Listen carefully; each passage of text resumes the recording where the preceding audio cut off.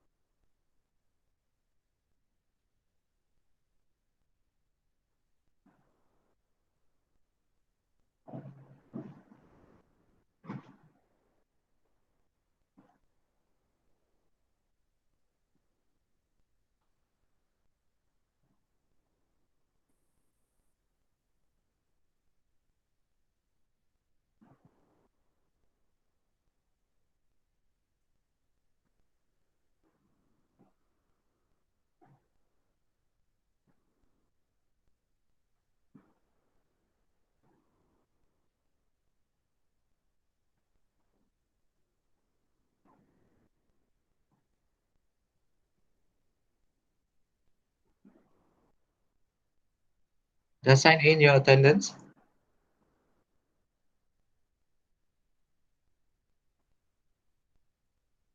Hi guys. Not yet, sir.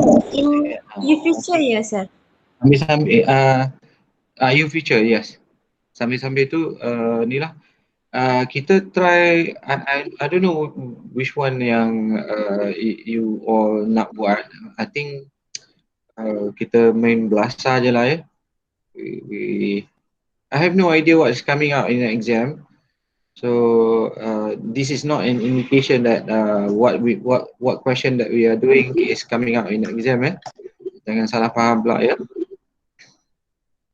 Kita main belasah je. So, Auzubillahi minasyaitonirrajim. Bismillahirrahmanirrahim. The session, guys, is being recorded as usual.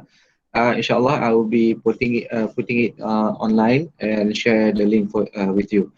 Tonight, we are going to look at the past question as many of you suggested for us to do. Like, I think last week kita buat kan?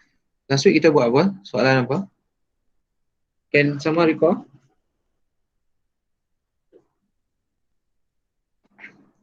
Siapa ingat? Last week apa yang kita buat? Oh, last time yang kita buat kelas malam tu. Kita buat Q&A session, sir. Apa?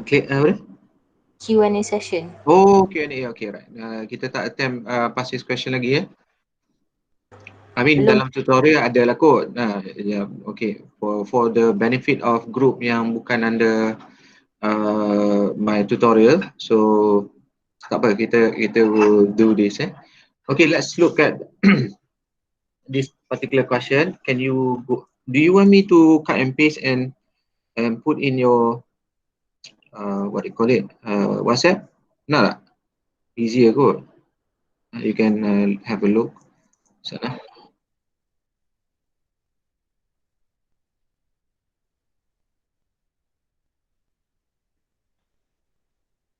So this is one of the question. I capture lagi satu. Oh, where are you? In the state.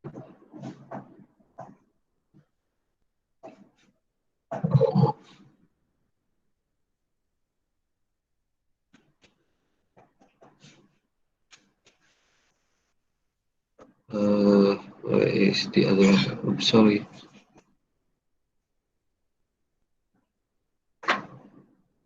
Ini panjang sikit. Sekejap yang baru nak masuk tu. Allah.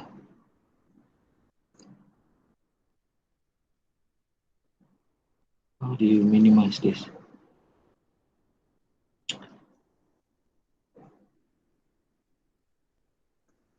Sekejap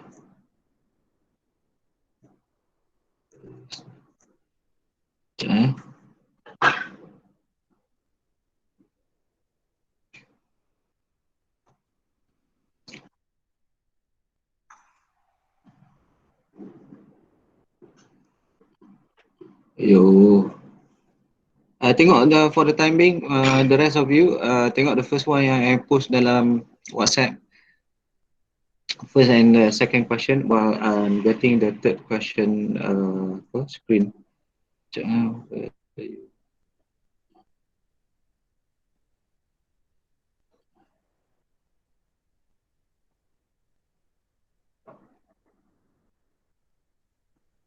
Alright. Okay. Semua orang boleh masuk Right.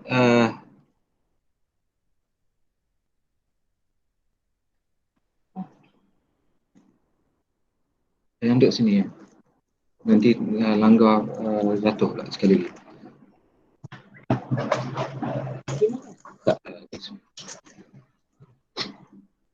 So macam mana you nampak first question?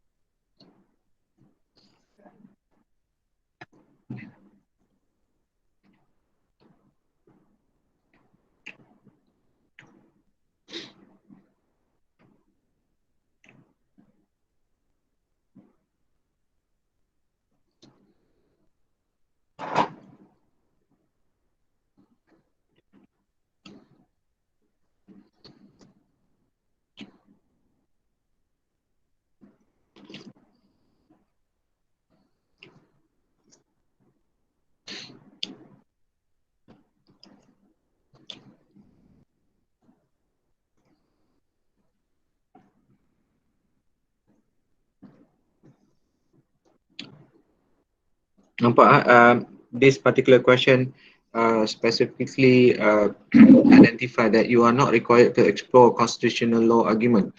When it comes to jurisprudence, banyak soalan that is being raised by us in the finals. The approach of students kebanyakannya straight away jawab on constitutional law knowledge that they have, because when it comes to jurisprudence, they wouldn't be able to understand in the first place, right? So they are pressured to answer. So the most likeliness that they are going to attempt is by virtue of applying the knowledge of constitutional law that they have. This is wrong, yeah. So even the question itself is indicating that you are not to explore by virtue of constitutional law argument. So instead, you have to examine jurisprudential perspective on how the problem of unjust law should be resolved. Okay, here the question is asking, frame your submission to the court with particular reference of theories of positivism and natural law. This is very clear in terms of the direction of the answer. Okay, the direction of the answer is basically talking or identifying that you are to talk about positivism and natural law, this group. So if you look at the marks, berapa markah yang you rasa pembahagian markah? You can chat if you don't like to talk.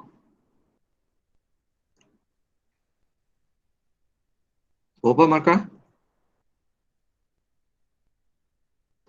So probably 10 for positivist jurist and 10 for natural law jurist. Very good. So 10-10 So kalau if you look at the question, 20 marks dalam non-COVID punya situation is amounting to a certain number of minutes kan. How many minutes that you have to spend for 20 marks?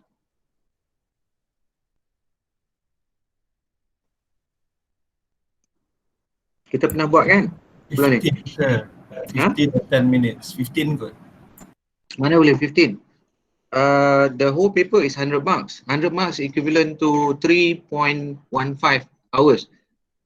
Kalau 3.15 hours equals to how many minutes?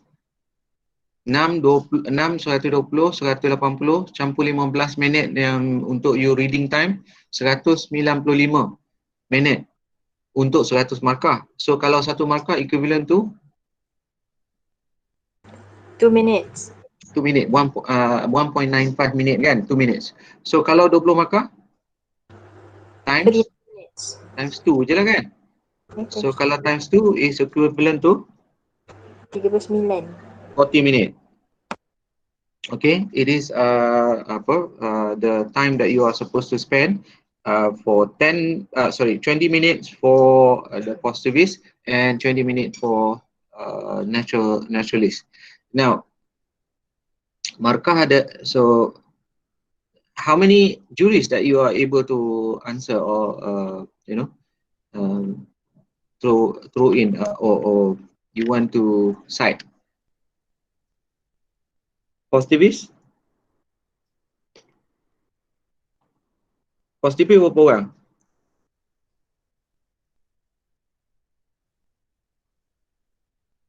Guys? 2 is tak cukup. You try to put in. Okay lah, kita ambil lah kata 2 lah. Kalau kita ambil 2 ish, okay fine. So we have 4. 4 divide by 20 equals to 5 marks. So kalau ada 4, okay, there are some people yang memang fast writer, so they will be able to get 5 or 6. So kita ambil on average 4. Dia comprises of 4 juries. Kalau 4 juries dia ada 5 marks each.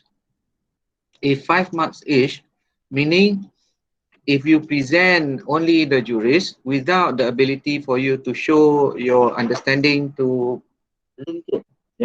back to the juries, you are going to get only 2 marks.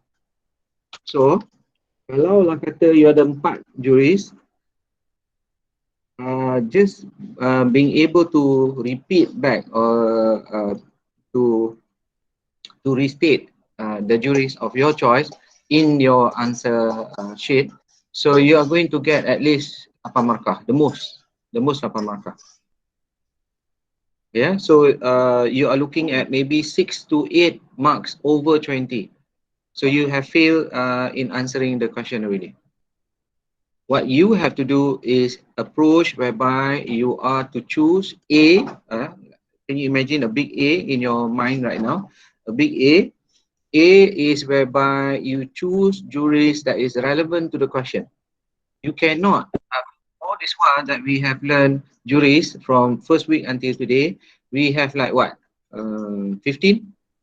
Yeah, 15 of them. So you cannot be able to put 15 of them in your answer. You have to choose the best 4 that is relevant to the question. So tell me, can you write down which juries that you want to put for positivist?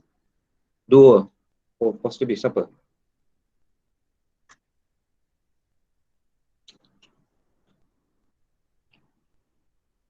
On? Jeremy Bentham? Okay. John Austin? Hank Carlson? Okay. 3 cukup for the rest, kalau at this moment or juncture of time that you are like Jeremy Bentham siapa? Dia tu apa dia punya principle or model that dia try to produce. Austin ni macam mana? Hank Carlson ni macam mana? You are gonna be in deep trouble. Okay, so if at this juncture dah minggu ke-13 dah dekat dengan final, you are duk tertanya-tanya lagi apa konsep yang orang ni ada, you are going to be in deep trouble. This is the time yang di mana you tak boleh, you tengok nama you dah tahu dah apa dia punya model or teori or principle yang dia nak ketengahkan. Hank Carlson apa dia?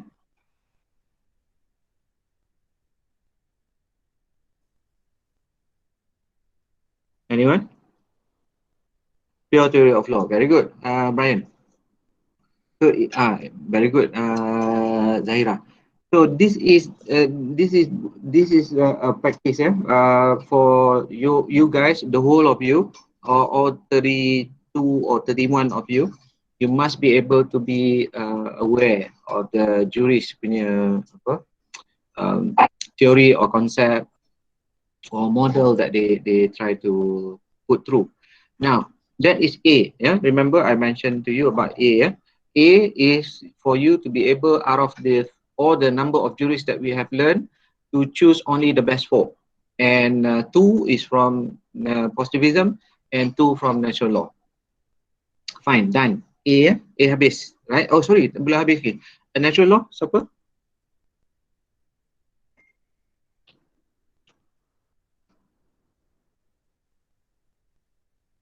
John Stuart Mill, okay, right?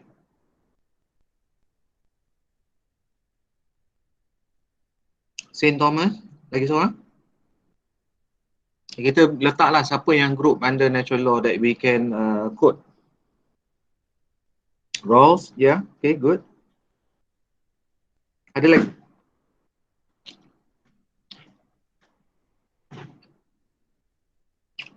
Aristotle, very good. Ronald Dawkins, yeah. Who else? Is that Islamic? Kan? The Islamic pun boleh juga kita letak lah. Okay, fine. Now you are able to differentiate between positivism and natural law in terms of their group. The next thing, this is finishing the A, the big A that I asked you to imagine in your mind. Now, we have to look into B. The B is the ability for you to recognize the problem that is being raised within the question itself. And then you are to link up B, yeah, which you already identified once you understand the question. Link up B to A. So A and B must be just like macam tangan kiri tapak tangan kiri and tapak kanan tangan kiri kanan sorry, kiri and kanan. A and B, you must be clapping them together. You must be able to link them together. If you are unable to do that, then your marks akan jadi 6/8 mungkin. Kalau Cik Nazim dia akan bagi 3/20. So be careful because the exercise that we are creating is actually the exercise to sharpen your critical or analytical punya skills. Everyone, semua orang boleh hafal, semua positivist and naturalist, but the ability for you to link them up to the problem that is given, itu yang paling penting. That is the where you are looking at 15, 16, 17 out of 20. Yeah. So there would be people yang mungkin sampai 19, 20, itu memang the one that is able to compress the argument utilizing their skills in English language, and they are able to give more than 4 juries. If they were to be able to within the same stipulated time bagi 6 say for example, then 6 relevant kalau 4 relevant, 2 tak relevant, unable to link pun tak guna juga.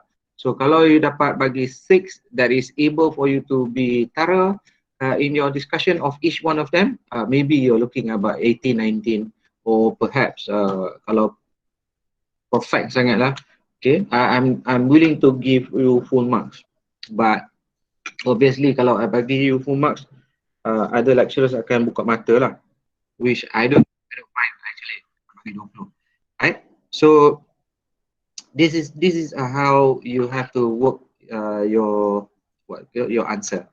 Okay, kita nak tengok kalau perfect sangat kita boleh bagi. I have no problem giving 20. Okay, so now A and B, which one do you want to start first? Kalau kita tengok first positivist, kalau kita ambil positivist, kita nak attack siapa?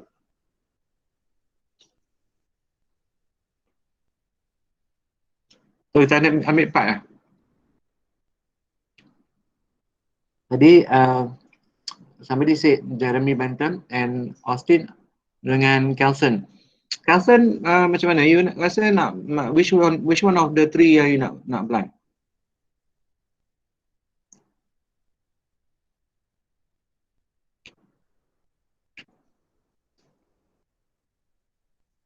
Apalah kita buat tiga-tiga lah. Let's look at Austin. Austin. So sorry, can I clarify something? When the question states Morostriani is just a particular religious community, it doesn't mean that it's a minority. Or it just means that, for example, in the you question, are referring to paragraph na? The first paragraph. when it says Morostriani is a particular religious community, Which does line it, you're talking about? the third line, sorry sir. Third line, okay, constitutional amendment to deprive the particular, okay. Particular religious community, the Morostrian, does that mean they're a minority group in the country or not? What do you think? When a law is to oppress, then a law is being created to oppress, to deprive, meaning to deprive is to oppress, lah. Is it to oppress the majority or oppress the minority? Usually for the minority. Very good. Because takkanlah dia orang nak berani buat undang-undang yang against the majority, obviously. Kalau kita tengok South Africa, the apartheid, apart, you are to be apart from the whites. So majority of the population are blacks, but the minority is controlling the country. So they create the so-called law is to oppress the majority. It also can happen in that manner. Okay, so you have to assume. So you can assume both ways. You can say that they are people who are in power, they abuse their position in order to deprive the rights of the majority. You letaklah example, South Africa is one of their example. So kalau situation of majority oppressing the minority, mana negeri yang you boleh letak?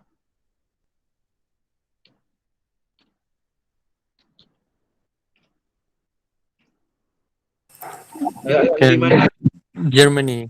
Germany, okay, right. Okay, kalau you nak letak America pun boleh, towards the Indian. Kalau kita ambil Australia, towards Aborigines. Okay, up to you. Right, can we continue? Any clarification over the question?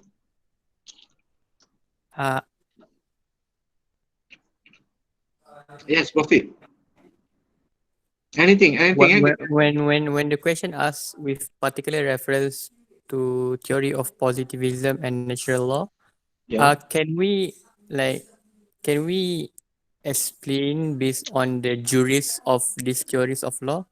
Because for example, Jeremy Bentham is a positivist, but aside from being a positivist, he is also a utilitarianism. So supposedly we cannot use his view on utilitarian. Because dia dua alam lah. Because dia dua alam kan.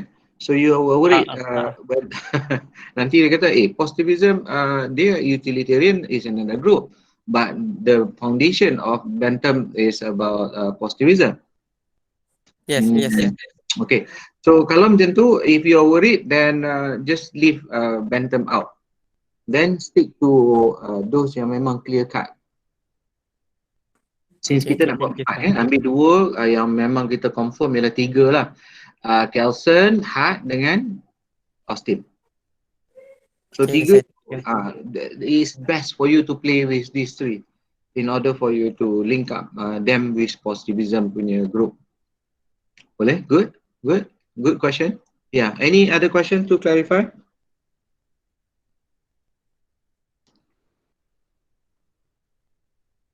Tak ada? Okay. Kita tengok the first one, kita ambil Austin. Now, Austin kita boleh apply tak? Oh, sorry. Kita dah ambil yang tu, B dia. B, let us establish apa masalah B ni. Apa masalah the question that is being raised. Siapa boleh summarize?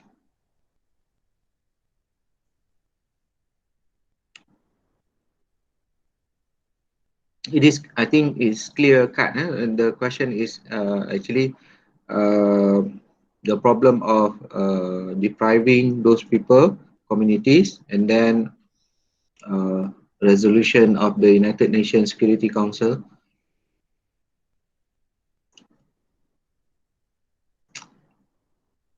Actually, kenapa Security Council? Security Council, dia about, tak apalah, tak punya lah. Okay, Many Moravians apply to the High Court of Shaniman to challenge this unconstitutional and lawless law that flaunts all canons of justice, decency, and legality. Okay, fine. So, macam mana yang B tu you nak relate kepada Austin? Anyone?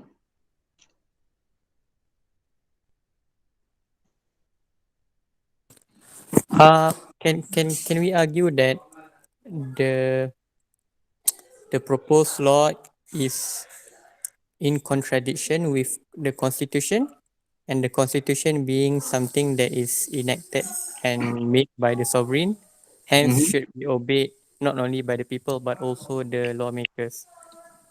So, yeah, because I don't know how to mention of constitutional amendment kan? Okay, fine. Yeah. Kalau dalam Austin ni kita nak pakai dalam dalam problem ni macam mana you rasa? Smooth sailing or a bit problematic? A bit problematic because we are defending the rights of these people, not justifying the oppression. And then especially we are talking about command theory that Austin is saying. Command theory comes from whom? From the sovereign. Sovereign. Who is the sovereign then, according to Austin? Those who are politically superior, yeah. Those who are able to put the law under them, right? Yeah. Okay, they are above the law. They are sovereign. Nothing can control them. If you are talking about parliamentary, constitutional parliamentary system, do you have that sovereign thing or sovereign concept? As compared to Saudi Arabia, as compared to Brunei,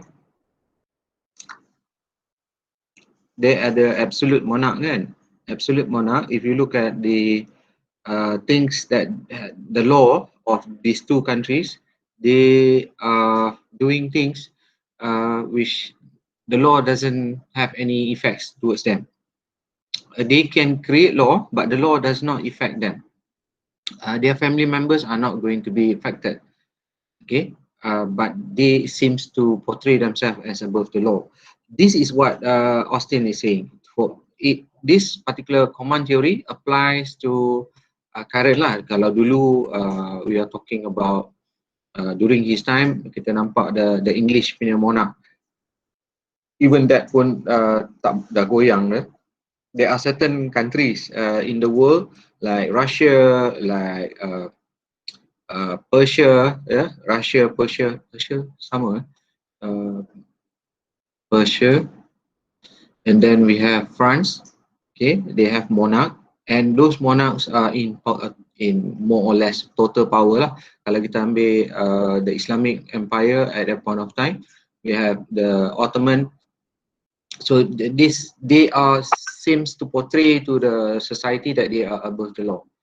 That position is applicable for the command theory. However, if you look at this is a situation whereby the parliament is actually being controlled by a system that is not able for them to put in the position of sovereignty as what Austin is saying. Ada tak indication yang mengatakan dia above the law?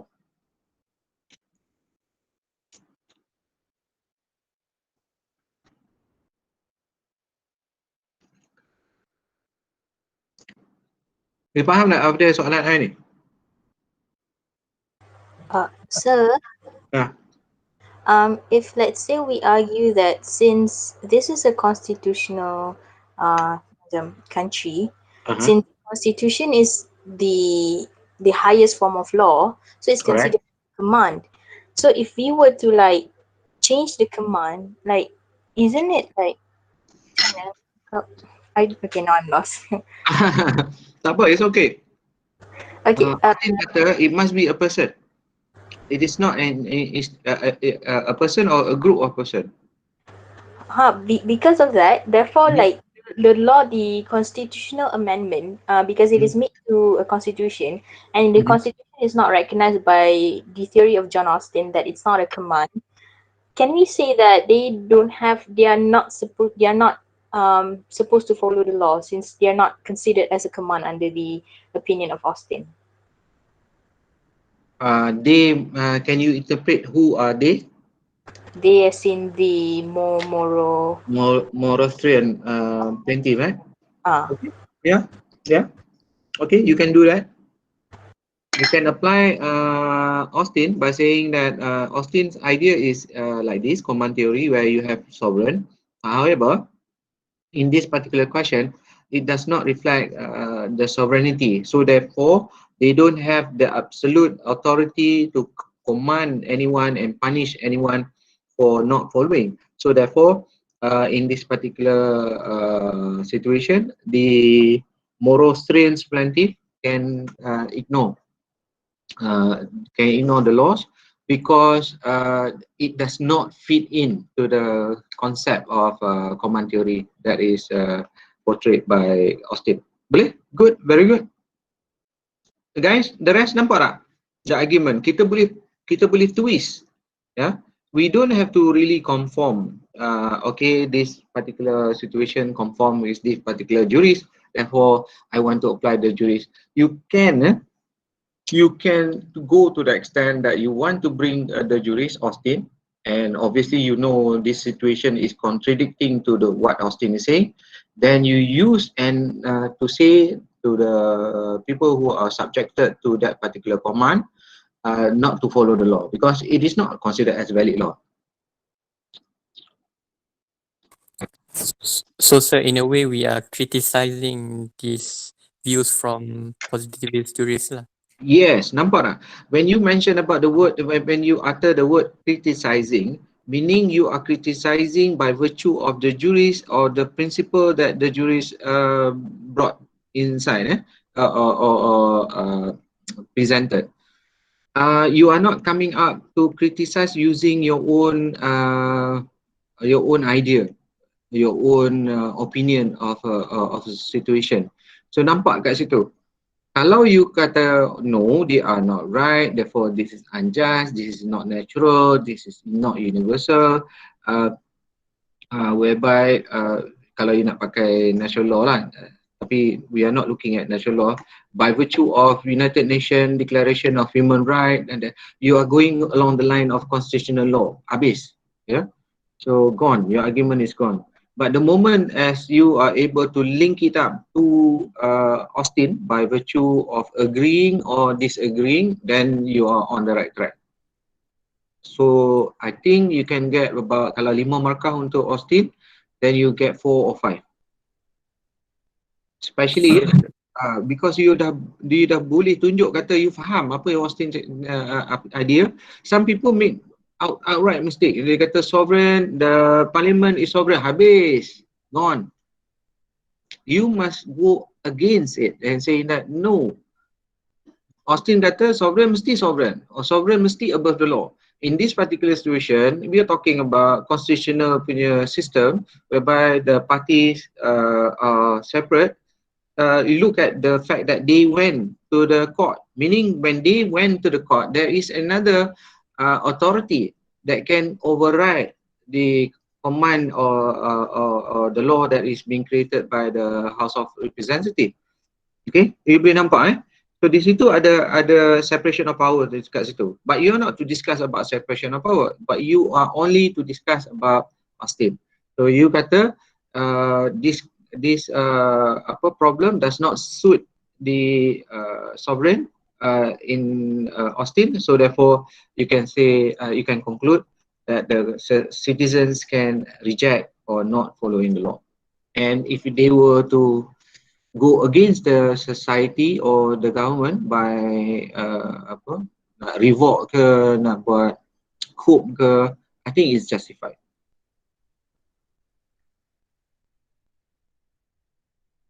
Boleh guys?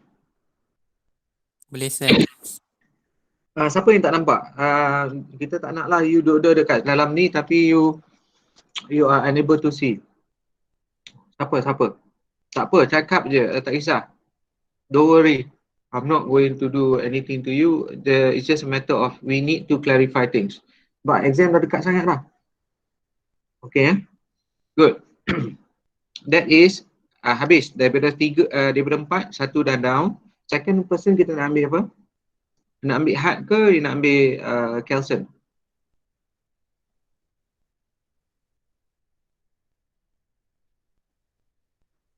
Kita ambil Kelson.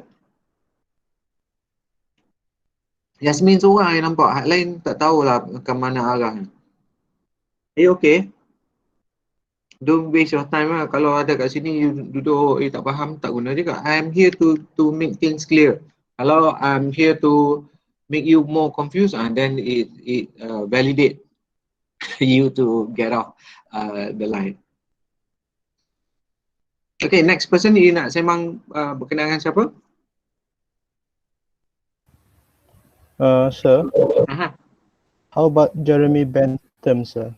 Jeremy Bentham, as what one of you saying, dia punya group, actually dia punya group tu utilitarian, the final result. But before he reached that utilitarian as a specific group, dia adalah positivist. He agrees to the obedience of people towards a law that is being created by the government. Because though the government is doing something that is against natural punya element, dia cuma tengok on the legality or validity of the law. If the law is properly created, okay, you have to follow. Why you have to follow? Because the benefit that will be derived from following the law is going to make a majority of the society happy. Okay, itu yang the greatest happiness of the greatest number of people punya theory. But what if we argue that even though it is bring the happiness to the majority, but it is only in the state of Shanimya, but it will make the rest of the world unhappy because it create a humanitarian crisis by denying the Morossian their national right. Can we argue it that way, sir? We are looking at the sovereignty of the country. Itu yang bahayanya. Bila kita tengok the sovereignty of the country, meaning United Nations cannot impose towards another country dia to overrun their sovereignty. Mana boleh? You mana jadi Pak Sibuk? I know you are the Security Council. You won the war last time. Therefore, your group of winners, right? So it doesn't mean that you won the war. You have any all the authorities to dictate other countries to follow you. You belajar international law kan, sovereignty. So we don't have to go to that. But if we were to apply Jeremy Bentham talks about the law that is validly created within the country itself. It is going through the process. If it is going through the process and the process is clear, nothing hanky-panky going on, therefore the law is valid. And in order to show whether that particular law is valid or not, look at the outcome of the law. Whether the law can create greatest happiness of the greatest number of people. Pain pula. Dia kata maximize pleasure and minimize pain. Betul tak? That is the detail of the theory. So kalau you argue on that line, you kata, yeah, the law might be okay. However, the outcome of the law is going to create a situation whereby people are going to be not happy, where ada banyak pain, rather than the pleasure. Contoh kita ambil kat Malaysia, kita punya new economic policy. Back then maybe okay, but since nowadays people are starting to argue in saying that how can you have advantages to a certain group of people, whereas we have number of years that has passed. We have to look at merit as compared to group of people. So the tension is going to be there. I believe the tension is already here, between the races. It's just a matter of they don't want They realize that they don't want to create any problem because oppression number one, and civil war punya situation, nobody is going to win. Okay, kalau you tengok civil war, everyone is killing each other. So but that cannot be running away from the fact. The law is actually you know, is creating unhappiness to the society. Boleh tak ni? Faham sir. And the rest ada yang keliru Jeremy Bentham. You nak pakai Jeremy Bentham, you buat statement ya. You buat statement awal-awal. Kata though Jeremy Bentham might be considered as a utilitarian, you know, but by definition he might be considered as a utilitarian because his idea is slightly different, but the basis of his idea is based on positivism. Itu you kena buat statement. You have to quote, you have to protect yourself. You don't want to simply talks about Jeremy Bentham and then suddenly the examiner kata, kenapa pula bawa masuk Jeremy Bentham? Dia kan utilitarian. I want positivism. I'm looking at Austin, Hart and Kelson. Memang clear cut lah dia orang ni memang positivism. You bagi caveat. Okay, you bagi caveat and saying that yeah, I'm going to choose Jeremy Bentham though I realize that he is not pure positivism group, but the basis of his argument is basically the foundation is actually based on positivism. Kalau you nak play that atau you want to use him lah, people are happy with that Lagi? Kalau Jeremy Bentham faham a race of notes dekat kanan tu, siapa yang faham ke tak faham? Tak faham, kita boleh discuss lagi sikit. Faham? Okay, good. Okay, for yang masih tak mau state, Bentham ni kita tak berapa favor because dia duduk dalam dua alam. Okay. Tapi argument dia belah kepada apa orang kata positivism. Okay, next one, Hart. I realize that nobody's mentioned about Hart. Primary, secondary rules. It's quite straightforward. Jadi tak ada isu di situ kalau you nak pakai. Siapa yang nak boleh link B of Hart? A sekarang Hart, B dia apa? Macam mana you nak link Hart to the problem?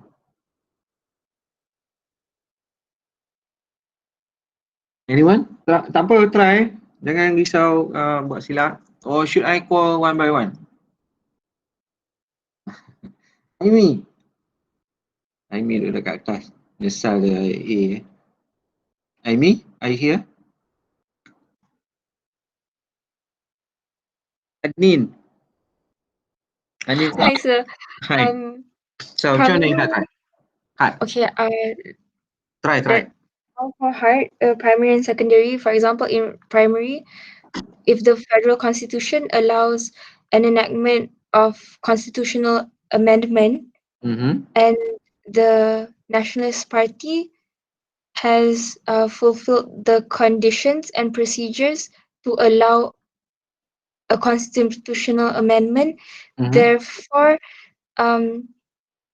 the law which kind of oppresses Maurice-Shani, it could be allowed, but if it does not follow, then if it doesn't follow what's required by the constitution, which is the primary rules, then it would not be a just law. So which one is the primary rules? What is stated in the Constitution of State of Shanimia. Okay, so any law that is considered as the amendment of the constitution that goes against the principle of the constitution itself, which is the primary rules, will be considered as nullified, kan? Yes. Okay, in that manner, yes, you can do that. However, you are talking about constitution and the constitutional amendment. Siapa yang tinggi, siapa yang primary, siapa yang secondary, right? you have to be careful because we don't want to conflict the amendment. Okay. Kalau kita ambil macam ni lah kalau amendment, we are talking about amendment being the secondary rules. Boleh tak kita pakai secondary rules HAT punya rule of recognition, rule of education? Boleh tak kita pakai? Can you go along that line? Okay, give me a moment, sir.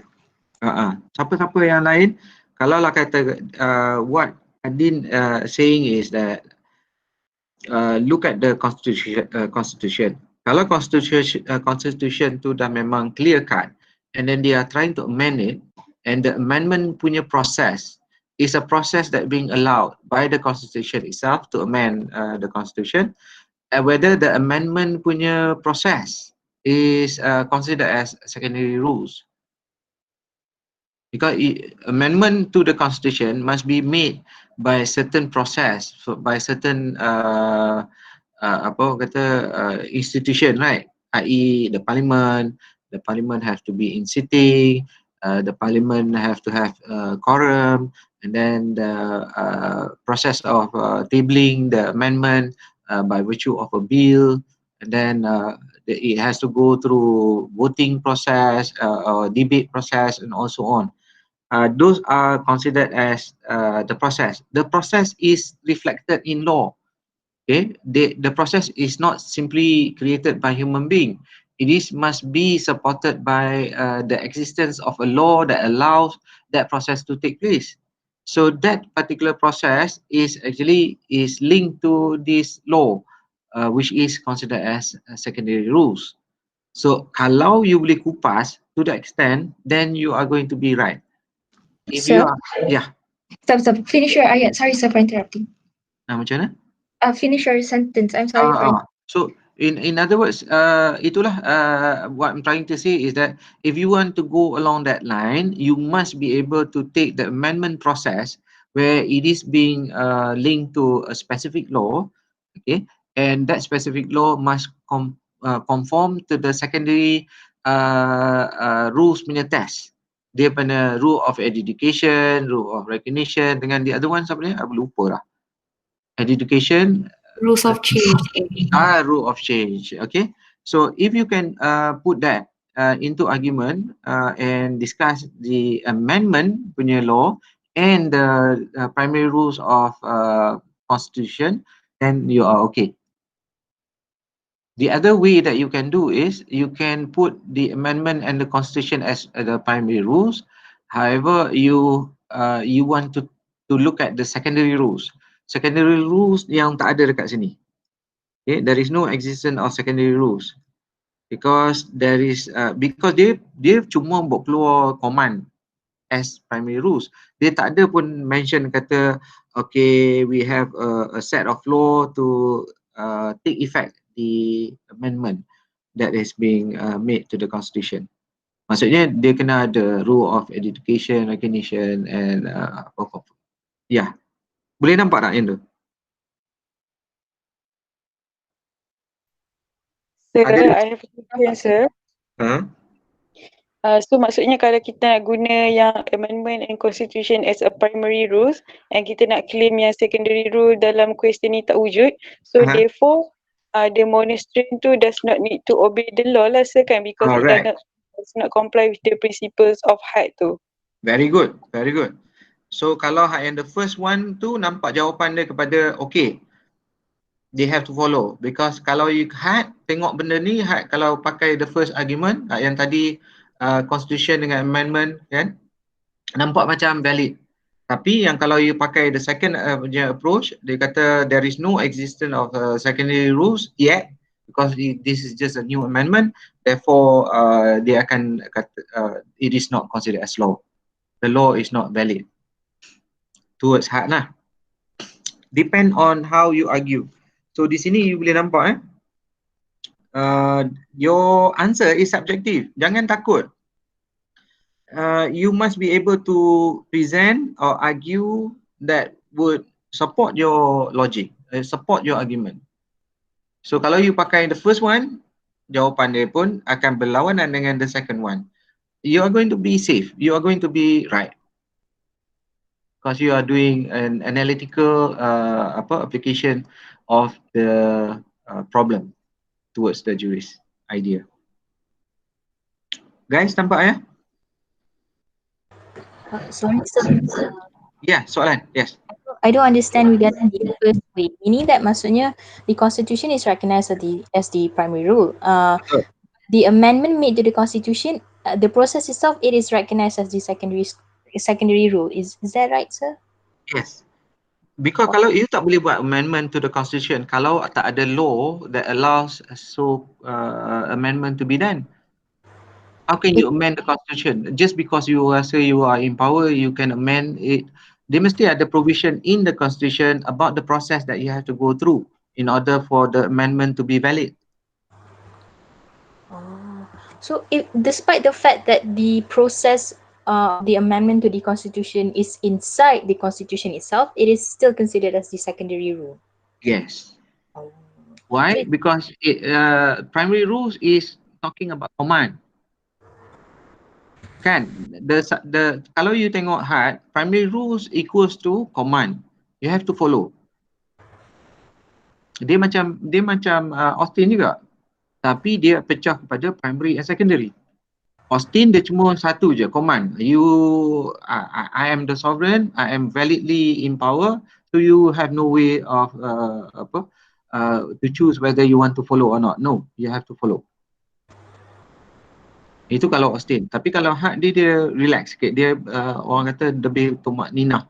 Dia ada process that you have to go through in order for you to say whether the law is to be recognized of obedience. Whether you are going to obey or not, it depends on whether it fits in the primary and the secondary rules punya elements. Boleh nampak? So, if we were to argue that way, maksudnya the Morastrian tu has the duty to obey the law lah kan, because it is a valid law. Yes, it is. If it's valid, kalau you pakai the 3 rules of secondary, you analyze and you criticize and you argue, right? So you can make it as a valid law that they have no choice but to follow. Kalau kita tengok apartheid tu, the fact that they are changing the constitution and oppressing the blacks, yeah? So it is considered as valid. But people all over the world, kita sanction South Africa because we see it as unjust. But to them, as far as the validity of the law is valid. Why it is valid? You have your own argument lah. Kalau you pakai hak di situ dekat South Africa, then it might be seen as a valid law. You nak peduli apa? This is our country. This is the process that the constitution of ours is asking us to do. So I am following the constitution and the criteria of HAT when he says that rule of education, recognition, and so on is it can be identified clearly. So you have no way to say that our law is wrong. Kalau you dapat the first one, memang jawapan dia you have to follow. Kalau the second one, if you choose that as a mode of primary and secondary, then they don't have to follow the law. I mean the citizens of that country. We are not talking about international punya position. Kalau you ada yang dah buat international law lagi, you tangan tu gatal pula nak pergi discuss the international law punya perspektif, jangan. Okay. Ini dia limit you to constitutional law with the international law punya argument. Soalan? Ada soalan. So, yeah. But because the question states that we are the lead counsel for the Morastrian plaintiffs, doesn't that mean our answer, even based on jurisprudence, although maybe initially it would be analytical and there's some sort of comparison, in conclusion, it still has to benefit the Morastrian juga lah kan, sir? Tak juga, because you are in the court system, in the judiciary. You don't care about what happened to the government. Okay. The government can collapse. Yeah. So if you're in the judiciary later on, government of Malaysia collapse, you peduli apa? Because the structure, the institution is still standing. Kalau institution, the last institution that will go is the legal institution lah.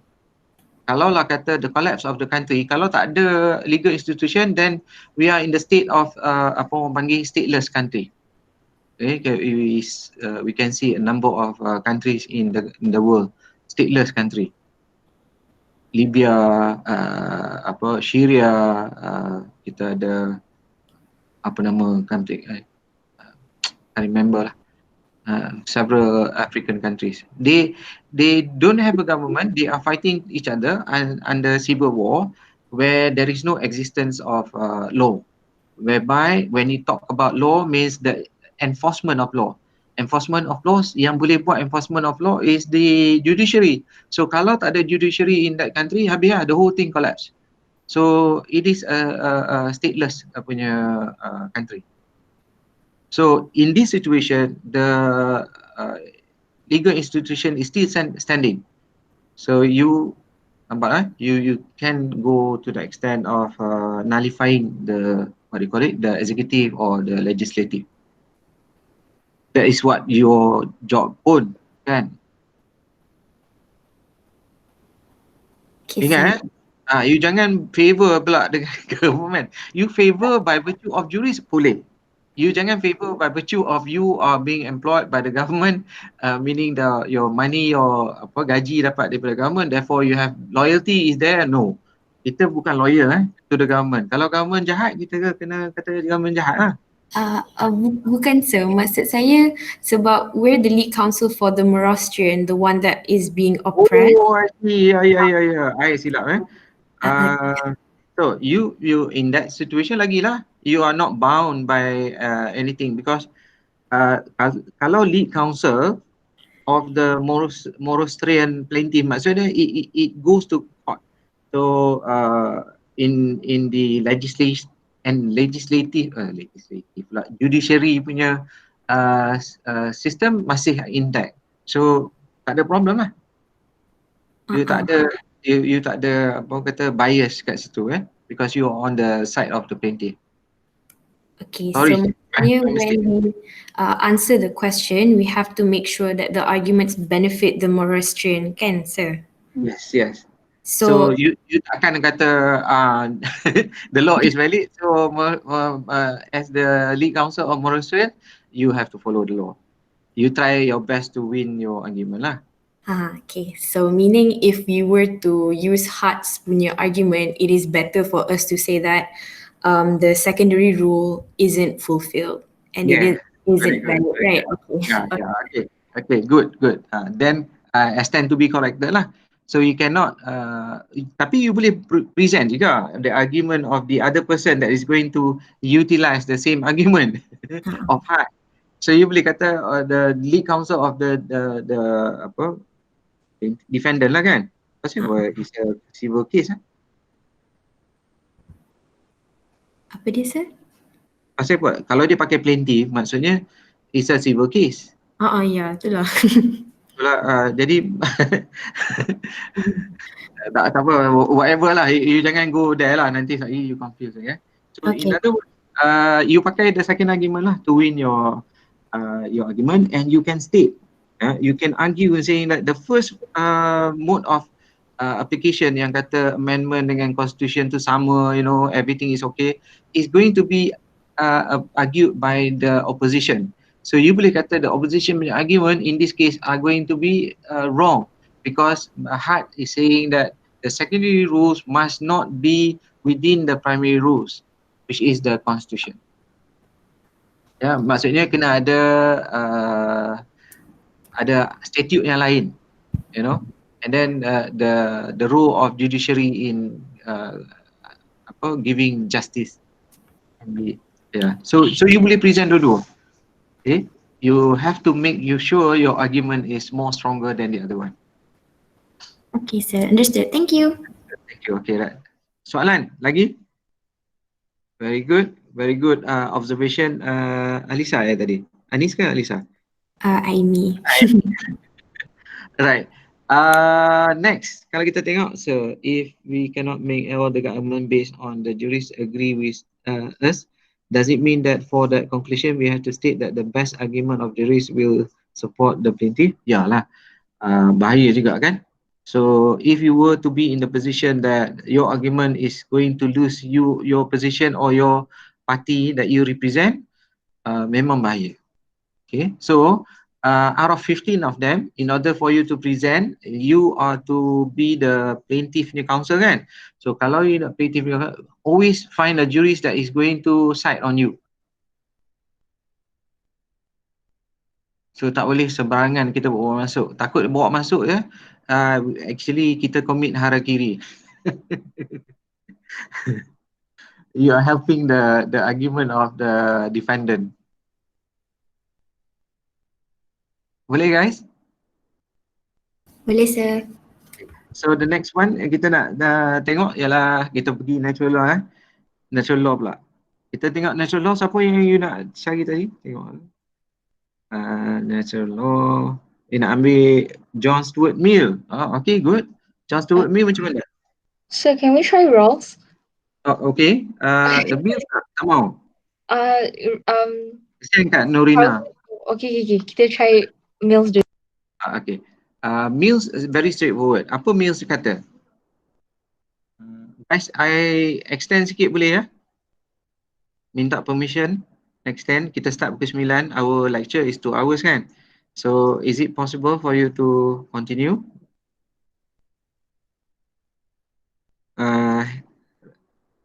Lambat jawab.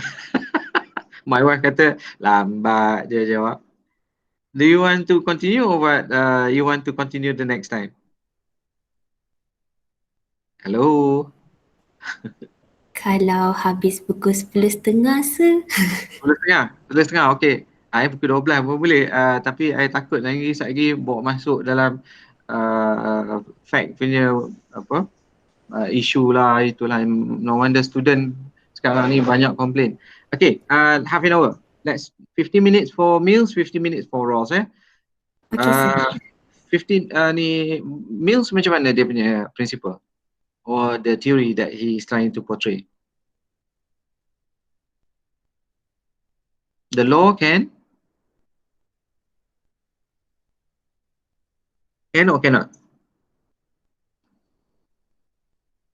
Macam mana Mills, guys? Cepat. Apa dia punya idea?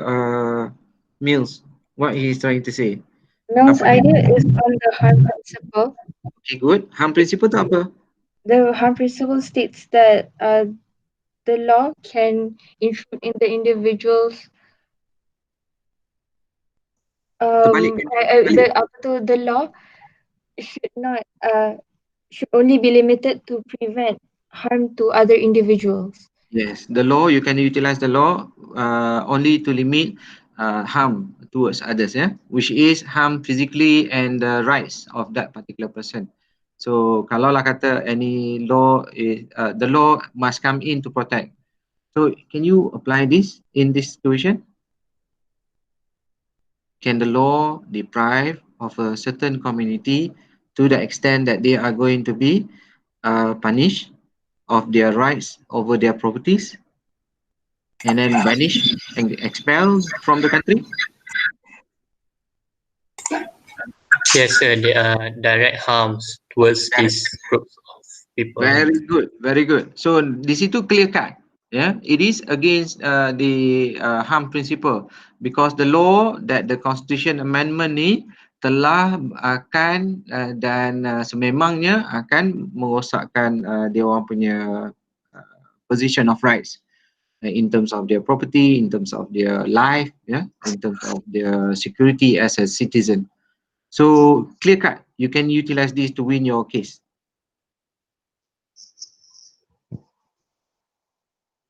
Boleh guys? Nampak tak argument of Mills? Boleh sir. So you ambil Mills sebagai you punya defender. So okay, any argument about Mills yang you rasa nak extend is quite straightforward actually.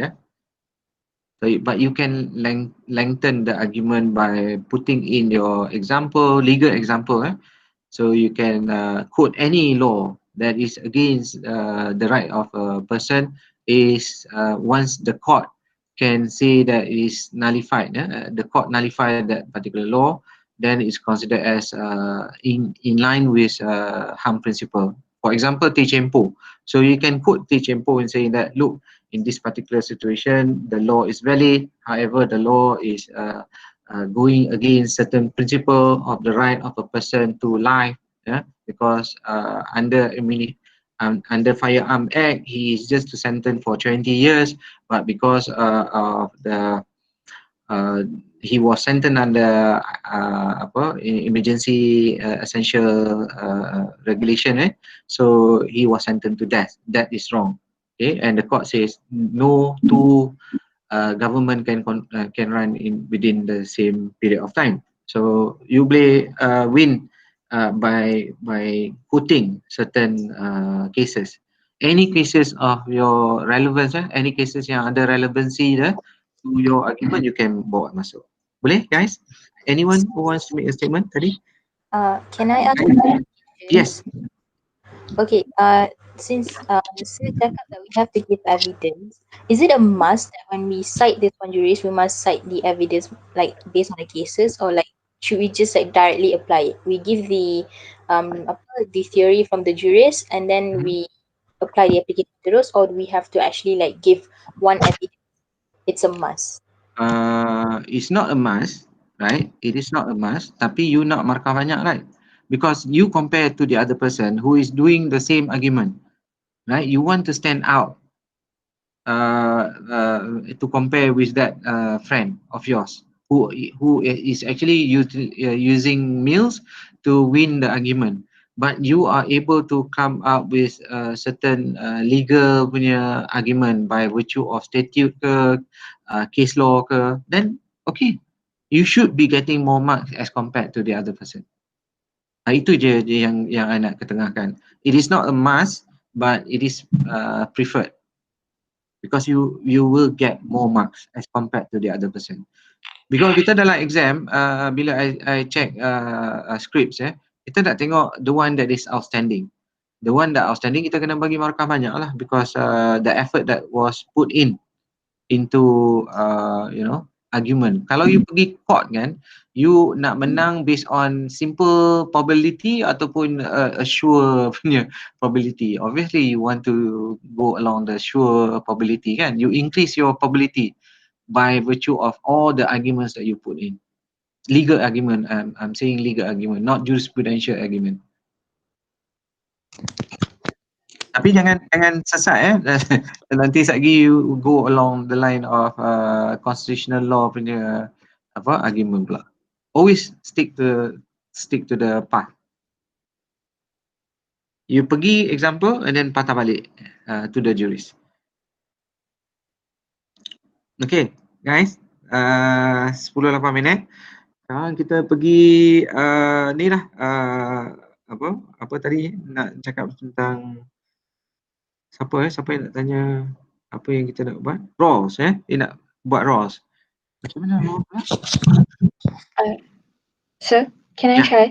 Yes, please. For Ross, because he has the theory of veil of ignorance, then the lawmakers must put themselves behind the veil of ignorance, where they must make laws unbiased of race or religion, and it will determine if that law is fair or not. Thus, the plaintiff can argue that the laws which deprive the particular religious community of Morastrian of their citizenship and want to expropriate and seize all properties owned only by Morastrians without any compensation, and also to banish and expel all Morastrians from the country within a period of 1 year would be an unjust law.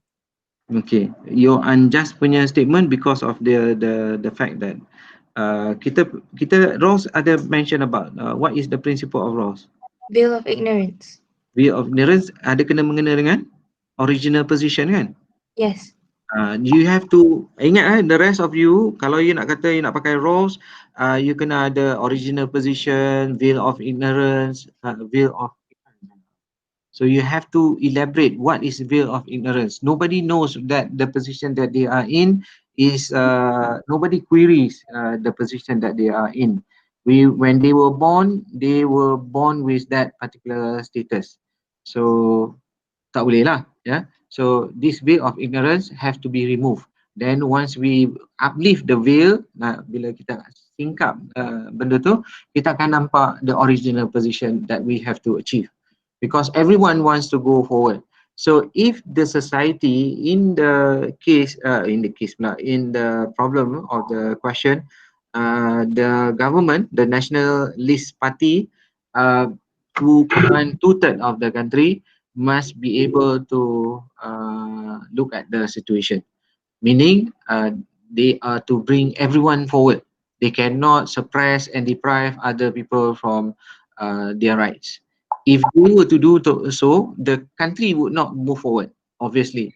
Okay, when there is apa orang kata kepincangan, the problems that is not settled within the countries, it would not be a move forward. It would be a move backward, because you raise the risk of risk of fighting over one another.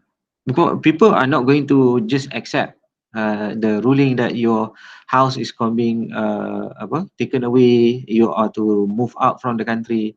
Nobody is going to take things lightly. And they all akan ada resistance. So once the resistance is there, that's the end of the beginning of the end. Sir, so for clarity, that means when I explain roles, firstly, okay, I mentioned theory of veil of ignorance, then I have to make it clearer that we have to lift the veil to look at original position. Yes, and then if you look at the original position, then you realize that the law that they create is not justified. Where you say the society is going to be divided, and then the society cannot move forward as a country, member of a citizen of the country, the probability of chaos could happen. Therefore, we have to stop this. Okay, sir. Thank you. Then, therefore, you win your argument lah. Boleh ya? Boleh, sir. The rest macam mana? Dia okay. Faham, okay, good. Alright, so I think we have covered 4 orang dah. So yeah, so you want to continue or we end the session? Or you have any other question that you want to ask? Saya kan 4 orang tu kita dah cover dah. Saya ada soalan tapi macam awal sangat. Nanti time final ada word limit ke? Okay. That is a good question. Kalau when it comes to open book, and so you can write anything, obviously, right? So kalau you kata tadi you nak ambil Jeremy Bentham as your argument, so you mention about him, you mention about his idea, you mention about some legal example of his idea that makes sense in our legal environment. Then habislah, itu yang 3 je elemen on A, yeah, the A part. The B part pula, how long you are going to argue. Bila you perah santan tu, you tak boleh perah dah. There will be a limit. You tak boleh nak perah lagi dah. You nak goreng. Kalau you goreng lagi, maksudnya santan tu dah cair. You get what I'm trying to say? Meaning that I cannot be telling you a certain number of words sahaja is going to be accepted. No. Tapi kalau lah kata the examination punya orang kata instruction, dia dah bagi dah certain numbers, then you limit to the certain numbers lah. For me, I would say I'm not fussy about that. I just want to look at your argument. If your argument makes sense, it is a bit lengthy in nature, still tak merepek, tak mengarut, tak out of the answer, then should be acceptable. Faham, sir. Thank you. Okay. Any other question before we last one?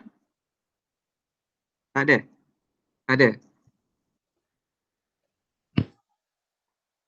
Tak ada. Okay. So kalau tak ada, thank you so much guys. I'll be passing the record to you later on, insyaAllah. Thank you for coming to class. All of you, Chinese. Thank you. Assalamualaikum. Good night. Thank you, sir. Assalamualaikum. Salam. So everyone has to sign off in order for me to end the recording.